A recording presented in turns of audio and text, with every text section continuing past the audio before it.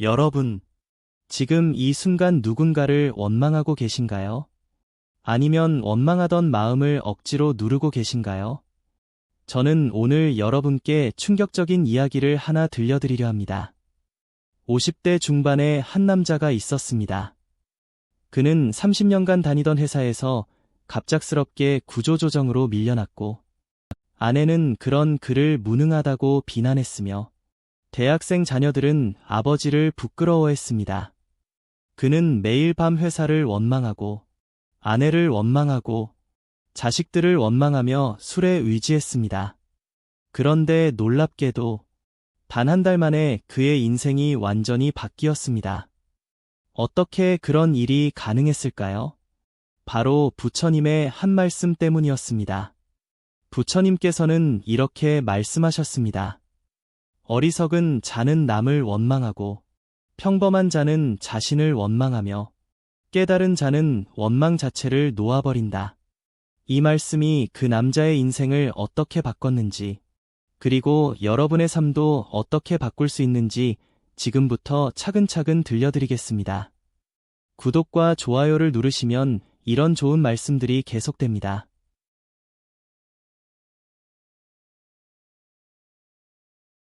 여러분의 작은 관심이 제게는 큰 힘이 되고 더 좋은 이야기를 전해드릴 수 있는 원동력이 됩니다. 저는 지난 20년간 심리 상담을 하면서 수많은 중년들을 만났습니다. 그들 대부분이 공통적으로 하는 말이 있었습니다. 왜 나만 이렇게 힘들까요? 왜 우리 남편은, 우리 아내는, 우리 자식들은 나를 이해해주지 않을까요? 왜 세상은 나에게만 이렇게 가혹할까요? 혹시 여러분도 이런 생각을 해보신 적 있으신가요? 오늘 아침에도, 어제 저녁에도, 지난주에도 누군가를 원망하는 마음이 스쳐 지나가지 않으셨나요? 사실 원망이라는 감정은 우리가 살아가면서 가장 자연스럽게 느끼는 감정 중 하나입니다. 특히 40대, 50대, 60대를 살아가는 우리들에게는 더욱 그렇습니다. 젊은 시절의 꿈과 현실의 격차, 노화로 인한 신체적 변화, 자녀들과의 세대 차이, 부부 관계의 권태, 경제적 압박, 은퇴에 대한 불안, 이 모든 것들이 우리를 원망의 늪으로 밀어넣습니다. 제가 아는 한 여성분이 계십니다. 올해 58세인 그녀는 30년간 남편의 뒷바라지만 하며 살았습니다. 시부모 모시고, 자녀 셋 키우고, 남편 사업 도우며 자신의 삶은 완전히 잊어버렸죠. 그런데 작년에 남편이 외도 사실을 고백했습니다. 그것도 10년간이나 지속된 관계였다고 합니다. 그녀는 매일 밤 베개를 적시며 울었습니다. 내가 뭘 잘못했기에, 왜 나에게만 이런 일이. 그녀의 원망은 남편에게서 시작해 시부모에게로, 자녀들에게로, 급기야 자신에게로 향했습니다. 그런데 여기서 우리가 주목해야 할 점이 있습니다. 원망이라는 감정이 과연 누구를 향하든 우리에게 도움이 될까요? 부처님께서는 원망을 독이 든 화살에 비유하셨습니다. 누군가를 향해 쏜 화살이지만 결국 그 독은 화살을 쏜 우리 자신을 병들게 한다는 것입니다. 실제로 하버드 의과대학의 연구에 따르면 원망과 분노의 감정을 자주 느끼는 사람들은 그렇지 않은 사람들에 비해 심장병 발병률이 3배나 높고 우울증 발병률은 5배나 높다고 합니다. 그렇다면 우리는 어떻게 해야 할까요? 원망하는 마음을 그냥 꾹꾹 눌러 참아야 할까요? 아닙니다. 부처님의 가르침은 그보다 훨씬 더 지혜롭습니다. 부처님께서는 원망을 없애려 하지 말고 원망이 일어나는 근원을 보라고 하셨습니다. 이것이 바로 오늘 제가 여러분께 전하고 싶은 핵심입니다. 앞서 말씀드린 58세 여성분의 이야기로 돌아가 보겠습니다. 그녀는 우연히 절에서 열린 명상 프로그램에 참여하게 되었습니다. 처음에는 그저 마음의 위안을 얻고자 했을 뿐이었습니다. 그런데 스님께서 던진 한마디가 그녀의 인생을 바꿔놓았습니다. 보살님, 남편분을 원망하시는 그 마음 뒤에 무엇이 있는지 보신 적 있으신가요? 그녀는 처음에는 이 질문을 이해하지 못했습니다. 원망 뒤에 뭐가 있다는 걸까? 그저 배신감과 분노만 있을 뿐인데. 하지만 며칠간의 명상 끝에 그녀는 놀라운 사실을 발견했습니다. 원망의 뿌리에는 기대가 있었던 것입니다. 남편은 당연히 나만 사랑해야 한다. 내가 이렇게 희생했으니 당연히 보답해야 한다. 가족은 당연히 나의 헌신을 알아줘야 한다. 이런 기대들이 충족되지 않았을 때 원망이 생겨났던 것입니다. 여러분도 한번 생각해 보세요. 지금 원망하고 있는 그 사람에게 어떤 기대를 가지고 계셨나요? 혹시 그 기대가 너무 당연하다고 생각하고 계시지는 않나요? 부처님께서는 모든 고통은 집착에서 온다고 하셨습니다. 우리가 무언가에 집착할 때 그것이 우리의 뜻대로 되지 않으면 고통스러워집니다. 원망도 마찬가지입니다. 우리가 타인에게 거는 기대에 집착할 때 그 기대가 무너지면 원망이 생겨나는 것입니다. 제가 상담했던 또 다른 분의 이야기를 들려드리겠습니다. 62세의 한 남성분이었는데 그는 평생 성실하게 일했지만 은퇴 후 자녀들이 자신을 찾지 않는다며 깊은 상처를 받고 있었습니다. 내가 그들을 위해 얼마나 희생했는데. 요즘 젊은 것들은 부모 공경을 모른다며 매일 한숨을 쉬었죠. 그런데 어느 날 손자가 놀러왔을 때 무심코 던진 한마디가 그의 생각을 바꿔놓았습니다. 할아버지. 할아버지도 증조할아버지한테 자주 안 가셨다고 아빠가 그러던데요. 순간 그는 얼어붙었습니다. 맞습니다. 그도 젊은 시절 바쁘다는 핑계로 부모님을 자주 찾아뵙지 못했던 것입니다. 아니, 솔직히 말하면 귀찮아서 안 간 적도 많았습니다. 그런데 지금은 자녀들에게 그것을 요구하고 있었던 것입니다. 이것이 바로 부처님께서 말씀하신 어리석음입니다. 자신의 과거는 잊고 남에게만 완벽을 요구하는 것. 이것이 원망의 또 다른 얼굴입니다. 여러분은 어떻게 생각하시나요? 혹시 여러분도 자신이 하지 못했던 것을 다른 사람에게 요구하고 계시지는 않나요? 댓글로 여러분의 솔직한 생각을 들려주세요.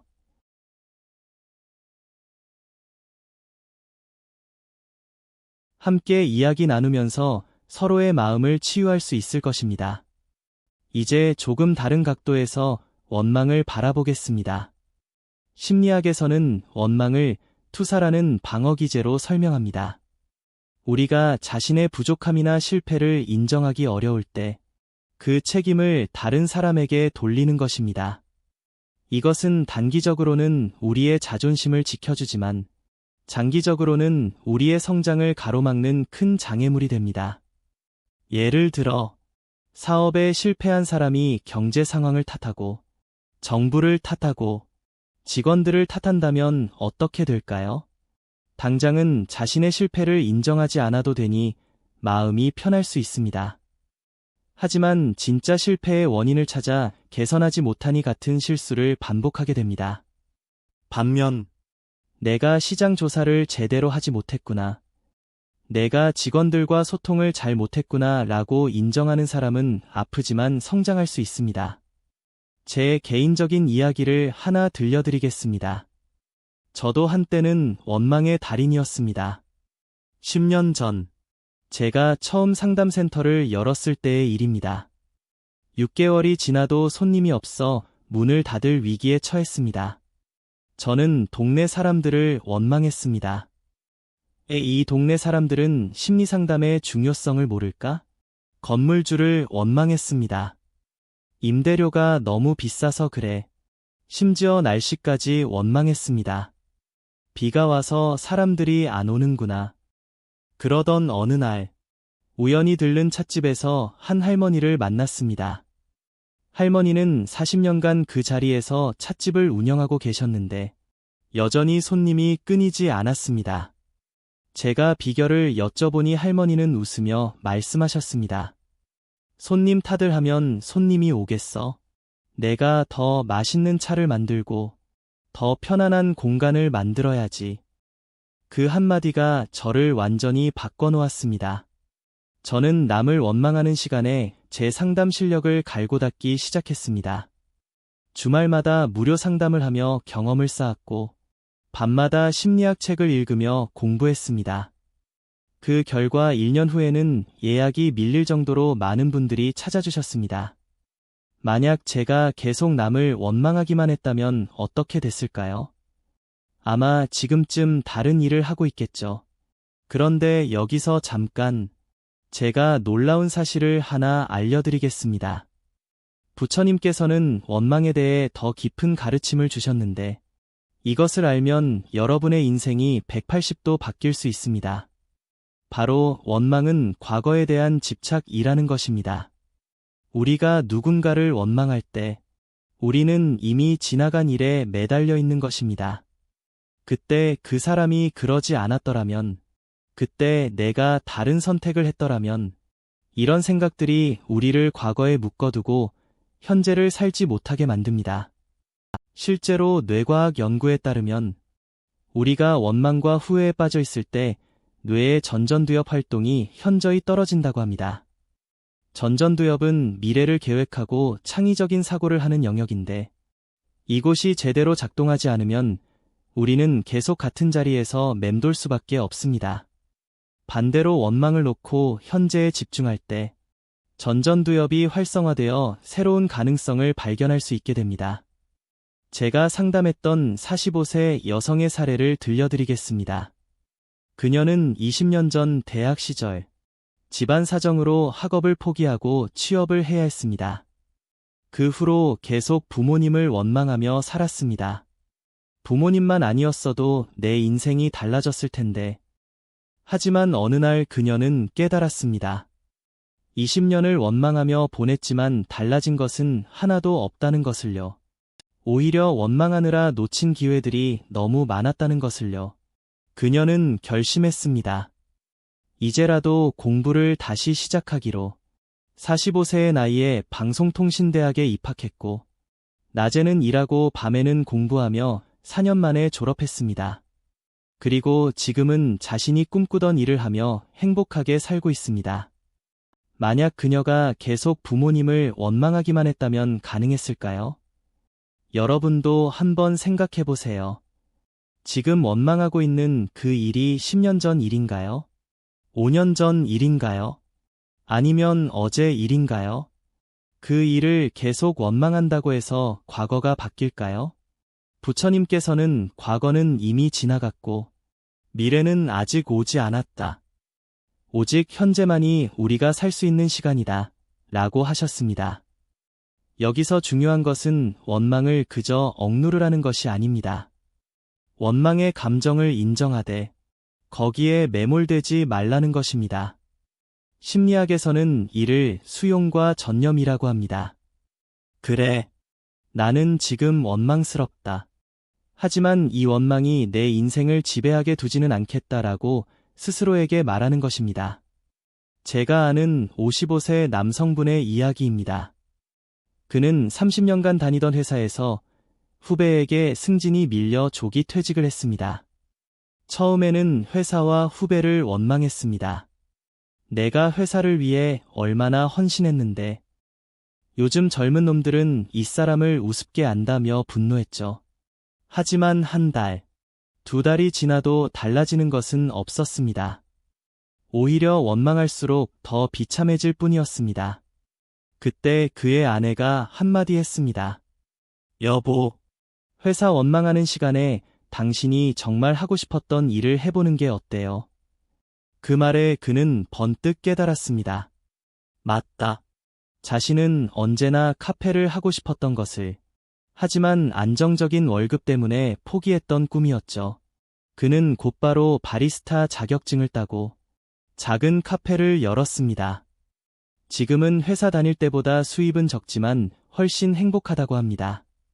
그때 회사에서 나온 게 오히려 축복이었어요. 라고 말하면서요. 이처럼 원망을 놓는 순간 우리는 새로운 가능성을 발견하게 됩니다. 원망은 우리의 시야를 좁게 만듭니다. 오직 상대방의 잘못만 보이게 하죠. 하지만 원망을 놓으면 상황을 객관적으로 볼 수 있게 되고 그 속에서 기회를 발견할 수 있습니다. 그런데 왜 우리는 여전히 원망을 놓지 못할까요? 그것은 원망이 주는 달콤한 유혹 때문입니다. 원망을 하면 당장은 내가 피해자가 되어 동정을 받을 수 있습니다. 내 잘못이 아니라고 변명할 수 있습니다. 책임을 지지 않아도 됩니다. 하지만 이것은 마약과 같습니다. 잠시의 위안을 주지만 결국 우리를 더 깊은 수렁으로 빠뜨립니다. 부처님께서는 이를 아기에 비유하셨습니다. 아기는 목구멍은 바늘구멍만큼 좁은데 배는 산만큼 큽니다. 아무리 먹어도 배가 부르지 않아 영원히 굶주림에 시달립니다. 원망도 마찬가지입니다. 아무리 원망해도 마음의 공허함은 채워지지 않습니다. 오히려 원망할수록 더 목마르고 더 굶주리게 됩니다. 여러분도 경험해 보셨을 것입니다. 누군가를 원망하고 나면 잠시 시원할 수는 있지만 곧 더 큰 공허함이 밀려옵니다. 그리고 그 공허함을 채우기 위해 더 많이 원망하게 되죠. 이것이 바로 원망의 악순환입니다. 제가 만난 한 60대 여성분은 시어머니를 30년간 원망하며 살았습니다. 시어머니는 10년 전에 돌아가셨지만 그녀는 여전히 시어머니를 원망했습니다. 시어머니 때문에 내 인생이 망가졌다며 매일 한숨을 쉬었죠. 그런데 어느 날 그녀의 며느리가 찾아와 울며 말했습니다. 어머니, 저도 어머니가 너무 힘들어요. 순간 그녀는 충격을 받았습니다. 자신이 그토록 원망했던 시어머니와 똑같은 사람이 되어 있었던 것입니다. 30년간 원망만 하느라 자신이 어떤 사람이 되어가는지도 몰랐던 것입니다. 그녀는 그제야 깨달았습니다. 원망은 상대방을 바꾸지 못할 뿐 아니라 오히려 나를 그 사람과 똑같이 만든다는 것을요. 니체는 괴물과 싸우는 자는 스스로 괴물이 되지 않도록 조심해야 한다고 했습니다. 우리가 누군가를 원망할 때 우리는 그 사람의 부정적인 에너지에 물들게 됩니다. 그리고 결국 우리도 누군가에게 원망의 대상이 되는 것입니다. 그렇다면 어떻게 해야 원망에서 벗어날 수 있을까요? 부처님께서는 3가지 방법을 제시하셨습니다. 첫째는 자비심입니다. 상대방도 나와 같은 불완전한 인간임을 인정하는 것입니다. 둘째는 감사입니다.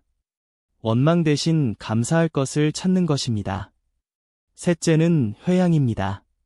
자신의 공덕을 남에게 돌리는 것입니다. 먼저 자비심에 대해 이야기해 보겠습니다. 우리가 누군가를 원망할 때 우리는 그 사람이 완벽해야 한다고 생각합니다. 하지만 이 세상에 완벽한 사람은 없습니다. 우리 자신도 수많은 실수를 하며 살아갑니다. 만약 우리의 모든 실수에 대해 누군가 원망한다면 어떨까요? 아마 하루도 견디기 힘들 것입니다. 제가 상담했던 50대 부부의 이야기입니다. 남편은 아내가 살림을 제대로 못한다며 원망했고, 아내는 남편이 돈을 제대로 못 번다며 원망했습니다. 20년간 서로 원망하며 살았죠. 그런데 남편이 갑자기 암 진단을 받았습니다. 그 순간 아내는 깨달았습니다. 그동안 원망했던 것들이 얼마나 사소한 것이었는지를, 남편이 곁에 있다는 것만으로도 감사해야 했는데 그것을 몰랐던 것입니다. 다행히 남편은 치료를 잘 받아 회복했습니다. 그 후 부부는 완전히 달라졌습니다. 서로의 부족함을 원망하는 대신 있는 그대로 받아들이기 시작했습니다. 당신도 힘들었겠구나. 나도 부족했구나라며 서로를 이해하기 시작했죠. 지금은 20년 전 신혼 때보다 더 행복하다고 합니다. 감사에 대해서도 말씀드리겠습니다. 감사는 원망의 해독제입니다. 우리가 감사할 때 뇌에서는 세로토닌과 도파민이 분비됩니다. 이것은 행복 호르몬으로 우리를 기분 좋게 만듭니다. 반면 원망할 때는 코르티솔이라는 스트레스 호르몬이 분비되어 우리를 병들게 합니다. 그런데 원망스러운 상황에서 어떻게 감사를 하냐고 물으실 수 있습니다. 저도 처음에는 그렇게 생각했습니다. 하지만 어떤 상황에서도 감사할 것은 있습니다. 예를 들어, 배신한 친구 때문에 상처받았다면 그 친구 덕분에 진정한 친구가 누구인지 알게 된 것에 감사할 수 있습니다. 실직했다면 새로운 시작의 기회를 얻은 것에 감사할 수 있습니다. 실제로 감사일기를 쓰는 실험을 한 결과가 있습니다. 매일 감사한 일세 가지씩 적은 그룹은 그렇지 않은 그룹에 비해 우울증이 25% 감소하고 수면의 질이 30% 향상되었다고 합니다. 더 놀라운 것은 인간관계도 개선되었다는 것입니다. 감사하는 마음을 가진 사람 주변에는 자연스럽게 좋은 사람들이 모이게 됩니다. 마지막으로 회양에 대해 말씀드리겠습니다. 회양은 자신의 공덕을 남에게 돌리는 것입니다. 내가 이만큼 했는데 라는 생각 대신 함께해서 가능했다 라고 생각하는 것입니다. 이것은 겸손이 아니라 지혜입니다. 실제로 우리가 이룬 모든 것은 수많은 사람들의 도움으로 가능했기 때문입니다. 제가 아는 한 사업가의 이야기입니다. 그는 자수성가하여 큰 회사를 일구었습니다. 처음에는 내가 이 모든 것을 이루었다며 자만했습니다. 직원들이 실수하면 내가 아니었으면 이 회사는 망했을 거이라며 원망했죠. 그런데 어느 날 심장마비로 쓰러져 한 달간 입원했습니다. 그 사이 회사는 직원들의 노력으로 오히려 더 잘 운영되었습니다. 퇴원 후 그는 완전히 달라졌습니다. 이 회사의 성공은 모두 직원들 덕분입니다. 라며 수익의 상당 부분을 직원들과 나누기 시작했습니다. 그 결과 회사는 더욱 성장했고 직원들의 충성도도 높아졌습니다. 원망을 회양으로 바꾸니 모두가 행복해진 것입니다. 여러분은 어떻게 생각하시나요? 지금까지의 이야기 중 어떤 것이 가장 마음에 와닿으셨나요? 댓글로 여러분의 생각과 경험을 나눠주세요.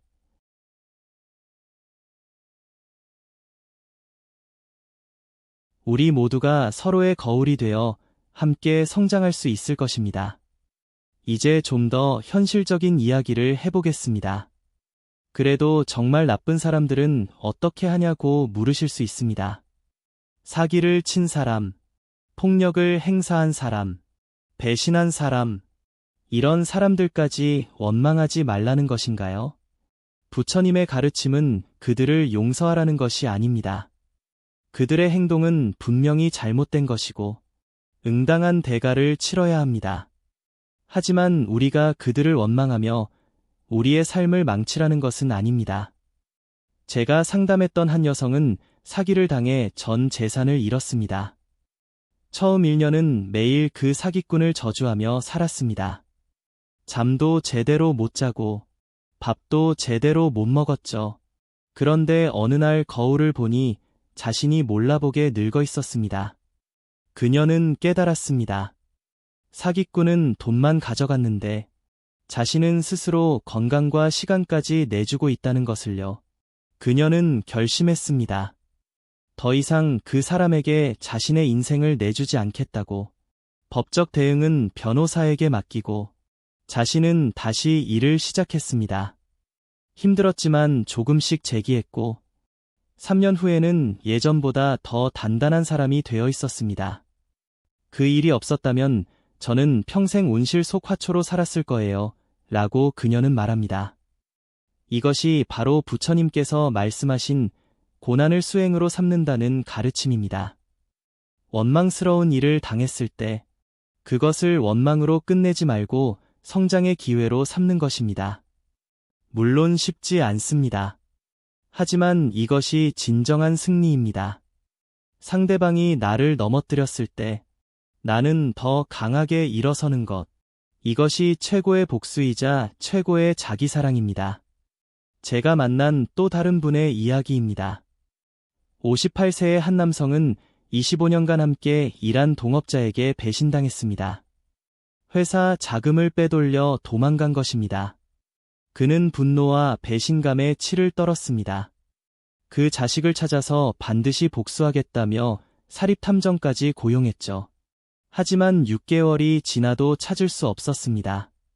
그러던 중 그의 아들이 한마디 했습니다. 아버지, 그 사람 찾는 시간에 새로운 사업을 시작하는 게 어때요? 그 말에 그는 번뜩 정신이 들었습니다. 맞습니다. 복수에 매달리느라 정작 자신의 미래는 포기하고 있었던 것입니다. 그는 곧바로 새로운 사업을 시작했고, 이번에는 혼자 힘으로 성공했습니다. 오히려 고마워요. 그 사람 덕분에 제 진짜 실력을 알게 되었으니까요. 이처럼 원망을 놓는 순간, 우리는 자유로워집니다. 원망은 우리를 과거에 묶어두는 쇠사슬입니다. 그 쇠사슬을 끊을 수 있는 사람은 오직 우리 자신뿐입니다. 부처님께서는 자신을 구원할 수 있는 사람은 자신뿐이다 라고 하셨습니다. 그런데 여기서 중요한 포인트가 하나 더 있습니다. 바로 자기 원망입니다. 사실 많은 사람들이 남을 원망하는 것보다 자신을 원망하는데 더 많은 시간을 보냅니다. 왜 나는 이것밖에 안 되지? 왜 나는 늘 실패하지? 왜 나는 사랑받지 못하지? 이런 자기 원망은 남을 원망하는 것보다 더 위험합니다. 왜냐하면 자기 자신을 적으로 만들기 때문입니다. 제가 상담했던 48세 여성의 이야기입니다. 그녀는 완벽주의자였습니다. 모든 것을 완벽하게 하려 했고, 조금이라도 실수하면 자신을 심하게 자책했습니다. 나는 왜 이것도 제대로 못하지? 나는 정말 쓸모없는 인간이야 라며 자신을 원망했죠. 그 결과 우울증에 걸렸고, 결국 자살 시도까지 했습니다. 다행히 그녀는 구조되었고, 병원에서 상담을 받게 되었습니다. 상담사는 그녀에게 물었습니다. 만약 당신의 딸이 같은 실수를 했다면, 당신은 딸에게도 그렇게 혹독하게 대했을까요? 그녀는 깜짝 놀랐습니다. 아니요. 딸에게는 괜찮아. 실수는 누구나 하는 거야 라고 위로했을 거예요. 그렇습니다. 우리는 남에게는 관대하면서 자신에게는 너무나 가혹합니다. 이것도 일종의 어리석음입니다. 부처님께서는 자신을 사랑하지 못하는 자는 남도 사랑할 수 없다고 하셨습니다. 자기 원망은 자기 사랑의 반대입니다. 우리가 자신을 원망할 때 우리는 스스로를 파괴하고 있는 것입니다. 그렇다면 어떻게 자기 원망에서 벗어날 수 있을까요? 첫째, 자신도 불완전한 인간임을 인정하는 것입니다. 실수해도 괜찮고 실패해도 괜찮습니다. 그것이 인간입니다. 둘째, 자신과 대화하는 법을 바꾸는 것입니다. 너는 왜 그것밖에 못하니? 대신 수고했어. 다음엔 더 잘할 수 있을 거야 라고 말하는 것입니다. 셋째, 매일 자신에게 작은 선물을 주는 것입니다. 맛있는 음식, 좋은 음악, 따뜻한 목욕, 무엇이든 자신을 위한 시간을 갖는 것입니다. 제 개인적인 경험을 나누겠습니다. 저도 한때는 자기 원망의 늪에 빠져 있었습니다. 특히 40대 초반. 동기들은 모두 성공했는데 저만 뒤처진 것 같았습니다. 나는 왜 이렇게 무능할까? 라며 매일 밤 자신을 자책했죠. 그러던 어느 날, 우연히 읽은 책에서 한 구절을 발견했습니다. 꽃은 다른 꽃과 비교하지 않는다. 그저 피어날 뿐이다. 그 구절이 저를 완전히 바꿔놓았습니다. 맞습니다. 장미는 백합과 비교하지 않습니다. 민들레는 벚꽃을 부러워하지 않습니다. 각자 자신의 시간에 자신의 방식으로 피어날 뿐입니다. 저도 남과 비교하지 말고 제 속도로, 제 방식으로 살아가기로 했습니다. 그 후로 제 인생은 훨씬 평화로워졌고, 역설적으로 더 많은 것을 이루게 되었습니다. 이제 조금 후에 정말 놀라운 사실을 하나 알려드리겠습니다. 그 전에 여러분께 한 가지 질문을 드리고 싶습니다. 혹시 여러분은 원망이 때로는 필요하다고 생각하시나요? 원망이 우리를 발전시키는 원동력이 될 수도 있다고 생각하시나요? 사실 많은 사람들이 그렇게 생각합니다. 저 사람을 꼭 이기고 말겠다는 원망이 성공의 원동력이 되기도 하니까요. 실제로 많은 성공한 사람들이 나를 무시했던 사람들에게 보여주고 싶었다고 말합니다. 하지만 부처님의 가르침은 이와 다릅니다. 부처님께서는 원망으로 이룬 성공은 모래성과 같다고 하셨습니다. 언젠가는 무너질 수밖에 없다는 것입니다. 왜냐하면 원망이라는 부정적 에너지로 쌓은 것은 결국 부정적 결과를 낳기 때문입니다. 실제로 복수심으로 성공한 많은 사람들이 나중에 공허함을 느낍니다. 이게 다인가? 이걸 위해 그렇게 살았나? 라는 회의감에 빠지죠. 제가 아는 한 기업가의 이야기입니다. 그는 어릴 때 가난 때문에 무시당했고 그것을 원동력으로 삼아 큰 부자가 되었습니다. 하지만 60세가 되어 돌아보니 자신에게는 진정한 친구가 한 명도 없었습니다. 가족과의 관계도 돈으로만 연결되어 있었죠. 그는 뒤늦게 깨달았습니다. 원망을 연료로 삼아 달려왔지만 정작 중요한 것들을 모두 놓쳤다는 것을요.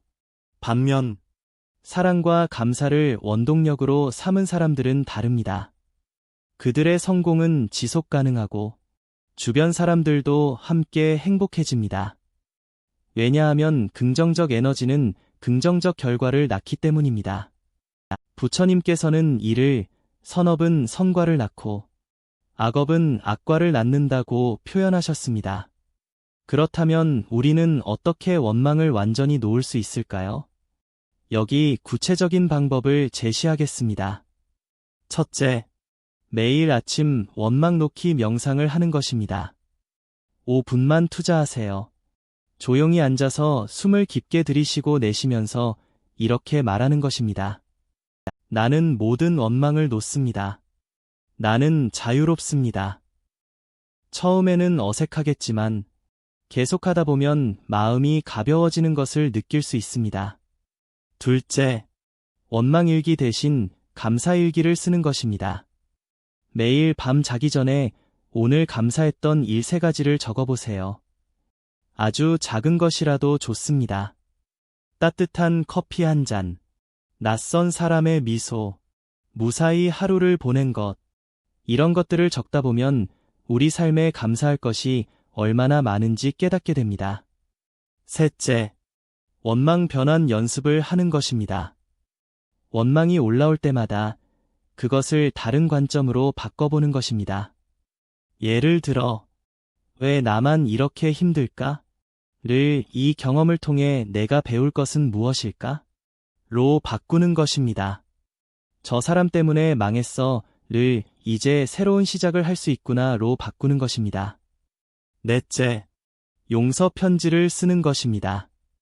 원망하는 사람에게 편지를 쓰되 보내지는 마세요. 그냥 쓰기만 하는 것입니다. 처음에는 원망을 쏟아내도 좋습니다. 하지만 마지막에는 꼭 이렇게 끝내세요. 당신을 용서합니다. 그리고 나 자신도 용서합니다. 이 편지를 쓰고 나면 마음의 짐이 내려놓아지는 것을 느낄 수 있습니다. 다섯째, 봉사활동을 하는 것입니다. 자신보다 어려운 사람들을 도우다 보면 자신의 원망이 얼마나 사소한 것이었는지 깨닫게 됩니다. 또한 남을 도우면서 느끼는 기쁨이 원망의 독을 중화시켜줍니다. 제가 상담했던 55세 남성의 변화 과정을 들려드리겠습니다. 그는 형제간 재산 문제로 10년간 원망 속에 살았습니다. 명절 때도 만나지 않고 부모님 제사도 따로 지낼 정도였죠.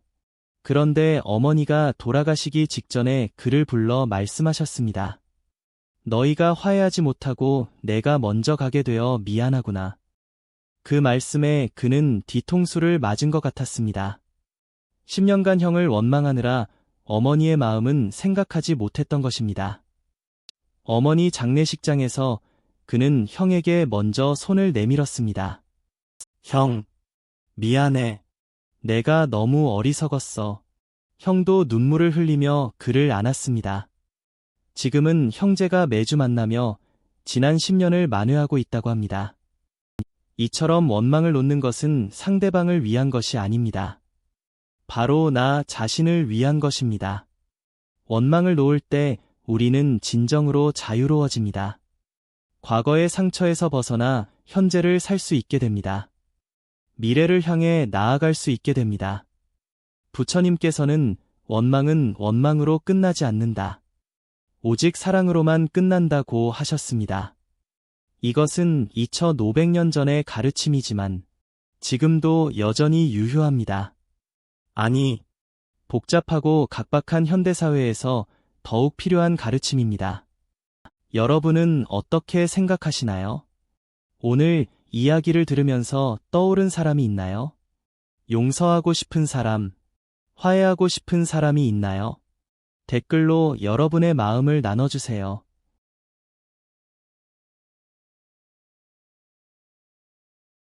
우리 모두가 서로의 치유자가 될 수 있을 것입니다. 이제 정말 중요한 이야기를 하겠습니다. 지금까지 원망을 놓는 방법에 대해 이야기했는데 사실 가장 중요한 것은 왜 놓아야 하는가입니다.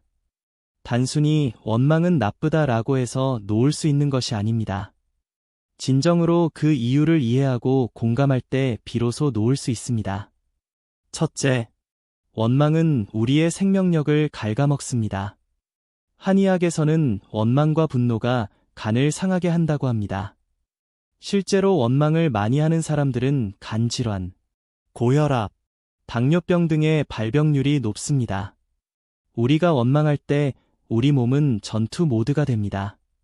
아드레날린이 분비되고 근육이 긴장하고 혈압이 올라갑니다. 이것이 지속되면 우리 몸은 서서히 망가집니다. 둘째, 원망은 우리의 인간관계를 파괴합니다. 원망하는 사람 곁에는 아무도 있고 싶어 하지 않습니다. 계속 부정적인 이야기만 하는 사람과 함께 있으면 우리도 우울해지기 때문입니다. 결국 원망하는 사람은 외로워질 수밖에 없습니다. 셋째, 원망은 우리의 미래를 막습니다. 원망에 빠진 사람은 과거에 머물러 있습니다. 새로운 기회를 보지 못하고 새로운 가능성을 상상하지 못합니다. 마치 백미러만 보며 운전하는 것과 같습니다. 사고가 날 수밖에 없죠. 넷째, 원망은 우리의 영혼을 병들게 합니다. 부처님께서는 원망은 마음의 독이라고 하셨습니다. 이 독이 쌓이면 우리의 본성인 자비와 지혜가 가려집니다. 우리는 점점 차갑고 메마른 사람이 되어갑니다. 다섯째, 그리고 가장 중요한 것은 원망은 아무것도 바꾸지 못한다는 것입니다. 우리가 아무리 원망해도 과거는 바뀌지 않습니다. 상대방도 바뀌지 않습니다. 오직 우리만 병들어갈 뿐입니다. 제가 만난 63세 여성의 깨달음을 나누겠습니다. 그녀는 40년간 시집살이로 고생했고 시어머니가 돌아가신 후에도 10년간 원망했습니다. 그런데 어느 날 손녀가 물었습니다. 할머니는 왜 맨날 증조할머니 욕만 해요? 그 순간 그녀는 충격을 받았습니다. 자신이 10년간 죽은 사람을 원망하며 살았다는 것을, 그리고 그것을 손녀에게까지 물려주고 있다는 것을 깨달은 것입니다. 그녀는 그날부터 달라졌습니다.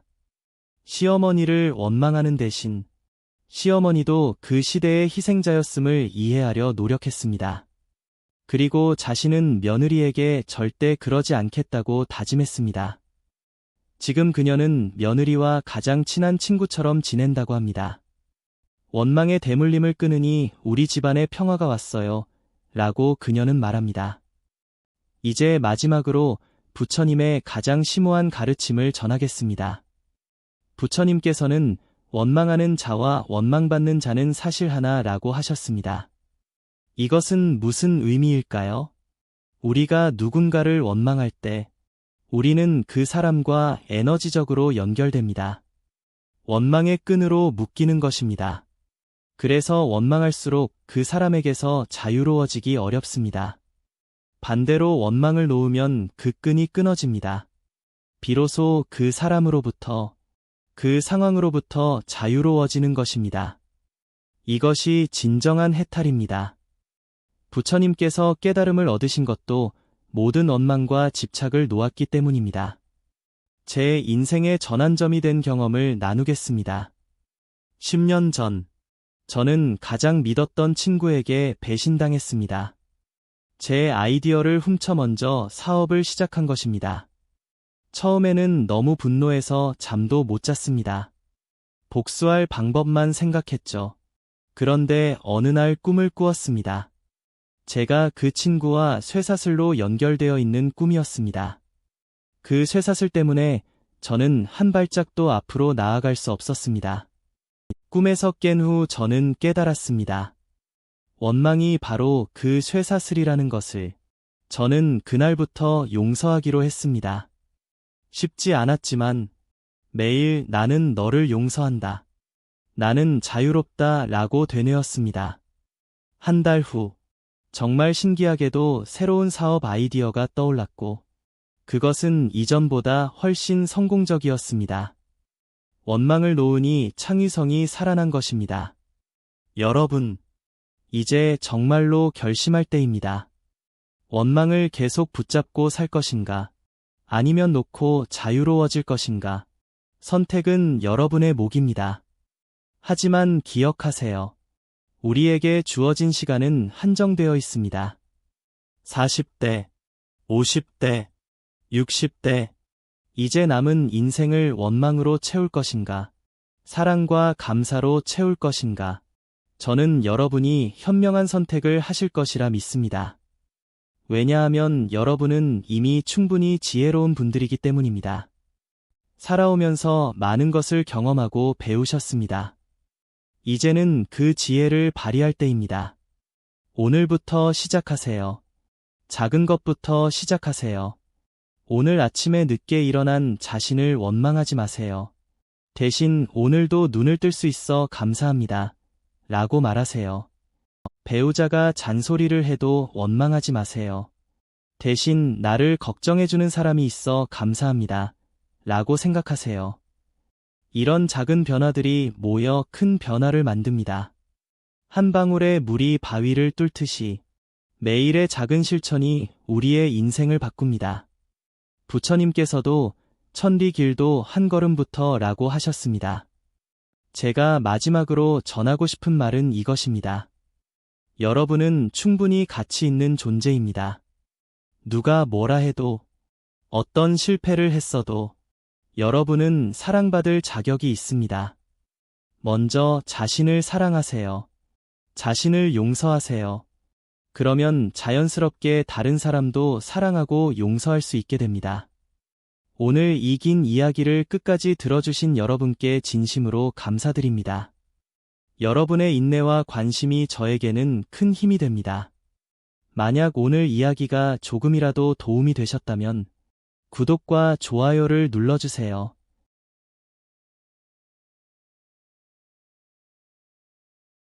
그리고 이 메시지가 필요한 다른 분들께도 공유해주세요. 댓글로 여러분의 이야기를 들려주세요.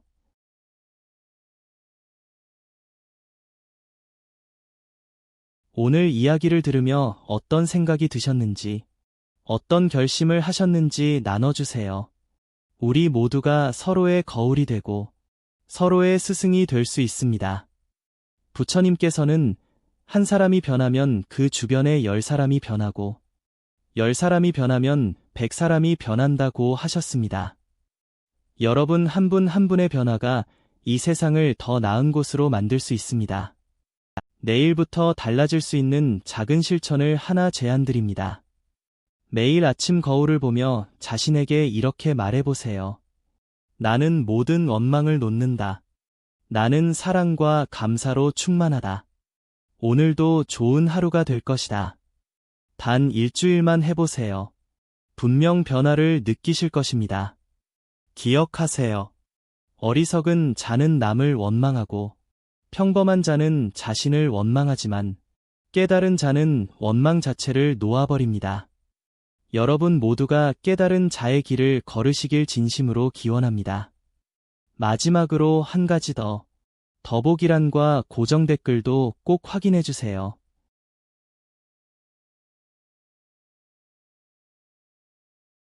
오늘 말씀드린 내용을 정리한 자료와 추가적인 명상 가이드를 준비해 두었습니다.